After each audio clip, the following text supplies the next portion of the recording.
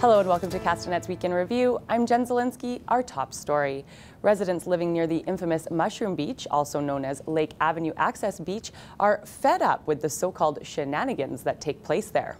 Neighbors say beachgoers party until all hours of the night, use drugs, fight, run around naked, and defecate outdoors.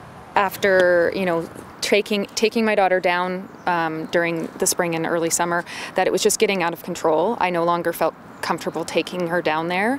Feel like we have to walk down the beach now to have somewhere that's kid appropriate. And I don't think, as a member of the neighborhood, we should have to walk out of our neighborhood in order to be able to use the beach.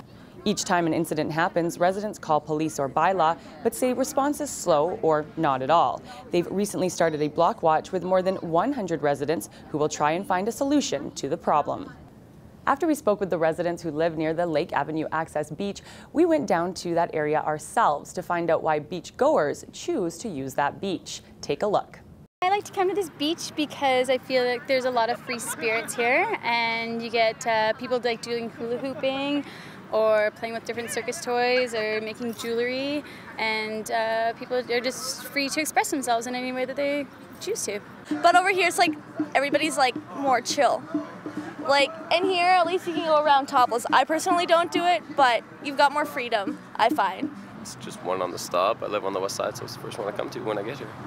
Those living near Knox Mountain were given a bit of a scare this week after a fire broke out in the park. High winds caused the blaze to take off up the hillside, and there were no access roads into the area. Fire crews managed to haul in water and hand tools and make quick work of extinguishing the flames. And the fire never actually got into the canopy of the trees, so that's a real good thing. So the previous mitigation they had done in there, where they pruned the trees up up to 2 meters, it really did its job, and it kept the fire down low on the ground, and so it worked very well. So. Several homes in the Magic State area were put on an evacuation alert, which was rescinded the following day. Knox Mountain remains closed to cars at the lower lookout. More than 5 weeks of construction along Lawrence and Pandosy is giving business owners in the area more than a headache. Several shops in the area complain they have lost a significant amount of business due to the roadwork. It's off about 20% during the day and probably over 50% in the evening. So it's when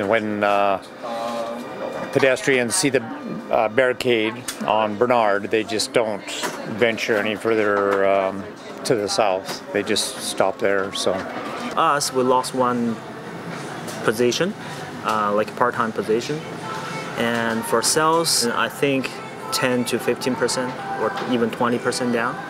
The construction is part of a planning initiative for the downtown to ensure pedestrian safety, and the good news is it's set to wrap up next week. A young boy with Down syndrome is in BC Children's Hospital after he was struck by a van in West Kelowna. Jonah Pevich is suffering from multiple injuries, including 10 broken ribs, a broken collarbone, possible neck and cheekbone injuries, and collapsed lungs. The family is worried for their son. However, there are mixed reports of what really happened. First, the driver was labeled as driving too fast through the complex, but then several people contacted Castanet to say kids had been playing in the road at the time and the young boy was laying in front of the vehicle when he was hit.